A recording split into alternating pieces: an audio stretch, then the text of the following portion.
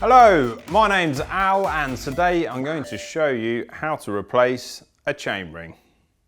When selecting a chainring, make sure that it has the right number of holes to correspond with the number of arms on your chain set, so normally 4 or 5 with older chain sets, and you also need to check the BCD, which is the bolt circle diameter.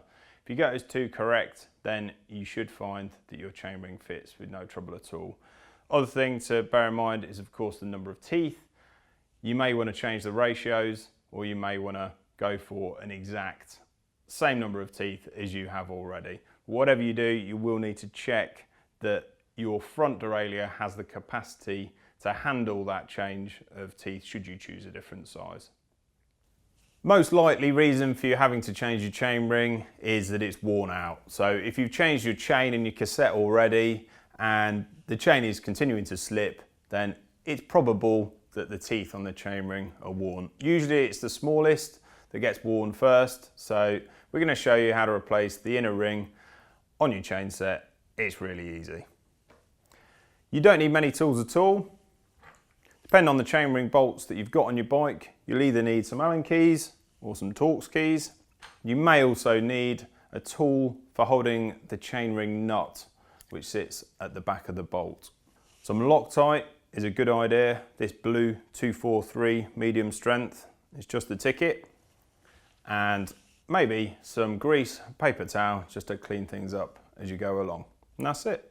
Depending on your chain set, you may or may not be able to change your chainring with the crank in position.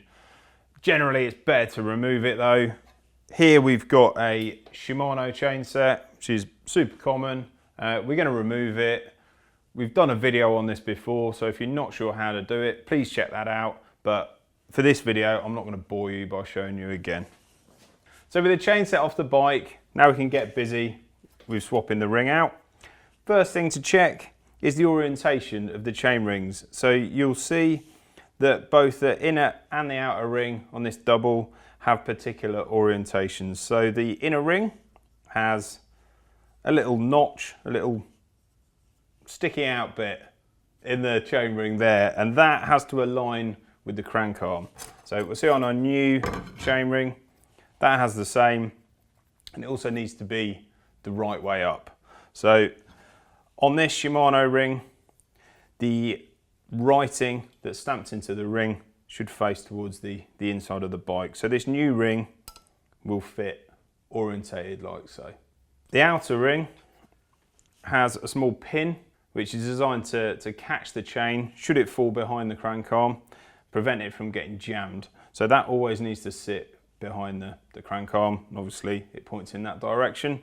With a Shimano chain set like this, it's pretty obvious though. With the chainring bolts that we have on this Shimano chain set, the threads for the chainring bolts are actually in the outer ring.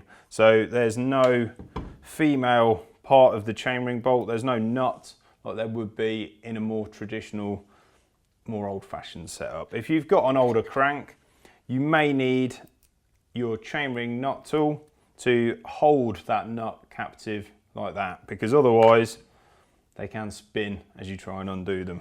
But we don't need to worry about that here. What we've got is just some chainring bolts. As you undo these bolts, be very careful. So obviously you've got the exposed chain rings there. So hold the crank really securely and crack open the bolts. They may be very tight. You'll need to retain the bolts. With all 4 removed, you'll be able to lift the inner chain ring from its position. If you're replacing the outer ring, and that should pop off like so and slide over the crank arm. With everything apart, we can give it all a good clean and fit our new ring. Make sure you clean around all of the tabs on the crank arm. If there's any grit stuck in there, could be the cause of a creak later on down the line. With everything nice and clean, I'm going to put it all back together with our new ring.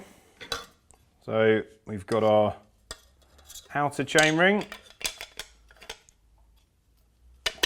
fits in position. Grab your new inner ring, orientated correctly. Pop that in place. We've cleaned the bolts as well. And we're going to put a drop of Loctite on each one. So this is a medium strength thread locker. It's Loctite 243. Bit of that on each bolt. And then just thread them into place. Try and tighten the bolts in a opposing manner rather than working your way around in a circle. Do them up a bit at a time just to make sure it's all seated correctly before you tighten them properly. It's a good idea to use a Torx wrench set to the manufacturer's specification. And there's your new ring fitted, crank's ready to go back into the bike. So the crank's ready to go back in the bike.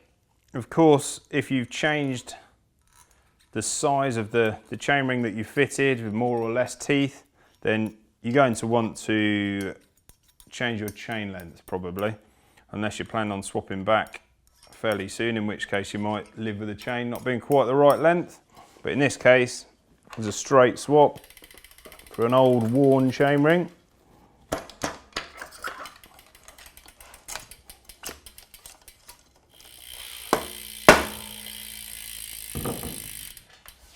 Refitting procedure is of course covered in our previous video showing you how to fit and remove a Shimano chain set. So I'm not going to go through all of the details. So that's it, all fitted and good to go. Just run through the gears, make sure they're doing what they should do, and you're all done. Ready to go out and hit the road. Thanks for watching, see you next time.